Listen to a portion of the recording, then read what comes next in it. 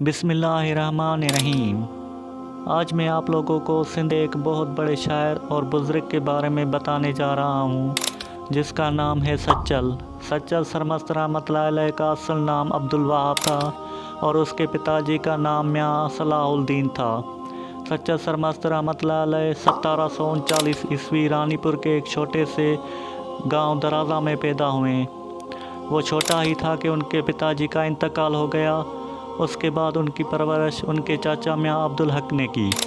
सच्चल सरमस्त छोटे ही उम्र में कुरान शरीफ हिफ्ज़ किया और छोटे सी ही उम्र में फ़ारसी और अरबी के भी तालीम हासिल की और बहुत सारी किताबें तसव्वुफ़ वगैरह की किताबें भी पढ़ी और उनका मुतालबा किया।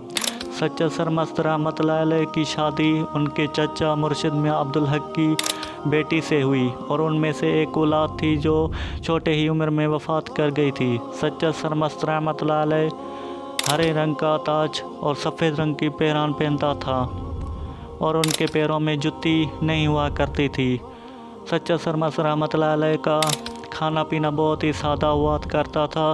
अक्सर रोज़े में रहा करता था और रात को नींद भी कम करता था। सच्चल सरमस्त रहमतुल्लाह अलैह सिंध के एक बहुत बड़े शायर हैं। इनको हिफ्ज़ ज़बान भी कहा जाता है, मतलब के 7 ज़बानों के शायर। उनकी शायरी को एक किताब में बंद किया गया है जिसका नाम है सच्चल का रिसाला।